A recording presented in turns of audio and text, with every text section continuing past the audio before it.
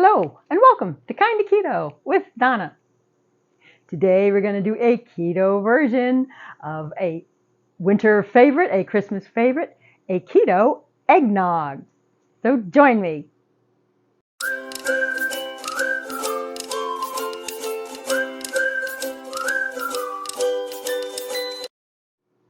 Although I'll leave the links in the description, I kind of am doing two recipes together. This is the way I like to do it, but it is a mixture of an all day I dream about food and wholesome yum. And as I go along in the video, I'll let you know how much of whatever that I used. And before we get going, why don't you just go ahead and click that subscribe button so you can see more low carb and keto versions of our favorite foods. The ingredients you need to make this wonderful low carb, absolutely fabulous eggnog would be a mixture of some almond milk, unsweetened of course, the heavy whipping cream, either the Swerve or I like the monk fruit classic granular sugar, 4 whole eggs, and 2 egg yolks. A little salt, a little vanilla, cinnamon, and I also added a little nutmeg.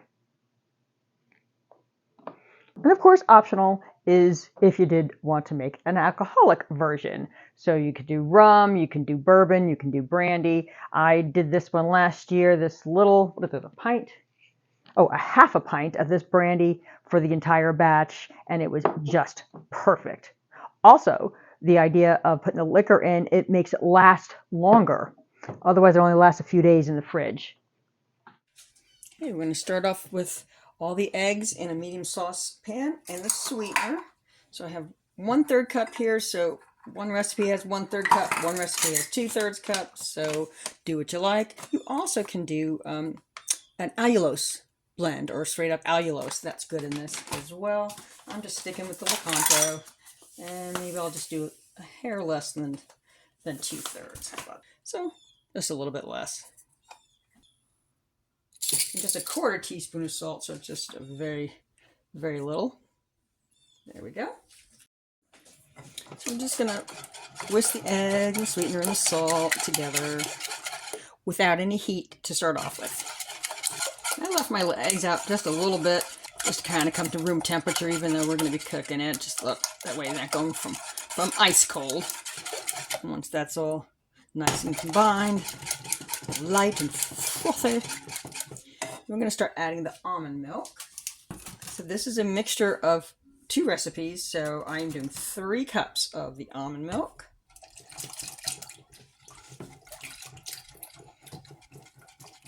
Whisk a little at a time until you get it all incorporated. And after the almond milk, I'm going to just do 1 cup of the heavy whipping cream. So I like the mixture because one didn't have any heavy whipping cream, one seemed like it had too much. And I like making this way because you actually do not have to do the whole tempering process. Alrighty, I was afraid the saucepan was a little too small, but that's going to work. Once it's all incorporated, now we're going to put on the heat, and we're just going to put it to low, or like maybe number 2 here. We are going to slowly bring this up to temperature. So instead of having to do the whole tempering thing, we're going to slowly bring it up to temperature, and it will thicken. It's not going to be, like the carton stuff that's, the paste that I grew up with, but it will thicken a little more than that. And I'm going to grab my instant read thermometer, and we want the temperature, though, to get to 165. Now, the hard part of this is the waiting. So this part can take up to 15 minutes because you want to do it low, kind of low and slow. It is worth the time, though. Okay, let's check and see where our temperature's at. Yeah, so it's between like 160, 165, so we're pretty much there. Maybe just like another 2 minutes. Once it's up to temperature, you're going to shut off the heat, take it off the heat. Okay, then we're going to add our vanilla, about 2 teaspoons.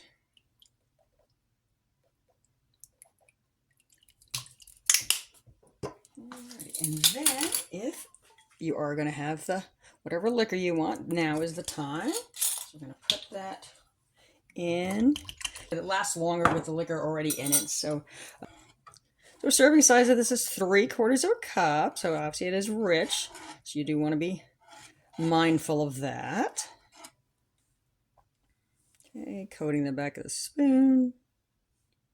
I think that's about right. Now the other hard part, you've got to let it cool for at least 3 hours. So if you're going to have it that night, you definitely better get on it earlier in the day. So I'm just going to pour it in another bowl and let it cool. Okay, so you need to cover tightly with saran wrap and refrigerate for 2 to 3 hours. I'm going to let it kind of cool off a little bit because the steam's coming up, and then I'm going to put the saran wrap on it. And we'll check it out in a couple hours. And it came out of the fridge, and I just mixed it up. Look at the consistency. See, it's not really splashy. It really has some weight to it. Oh, that is just beautiful. Now, obviously, you can top your eggnog with a little more nutmeg or some whipped cream or something like that. Personally, I never did whipped cream on eggnog, or just have it straight. And you know what makes eggnog taste even better? Drinking it out of a moose mug. One of my favorite gifts my husband gave me one year. I was rolling on the floor. He even dressed up like Cousin Eddie. So here is the Keto Eggnog.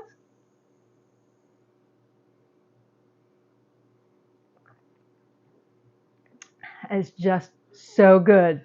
It's the perfect amount of liquor. I did use the brandy. It's a perfect amount of sweetness and not overly sweet.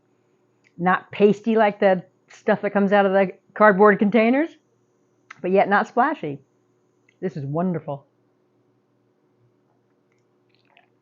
And stay tuned for another video. I'm working on a holiday chaffle video.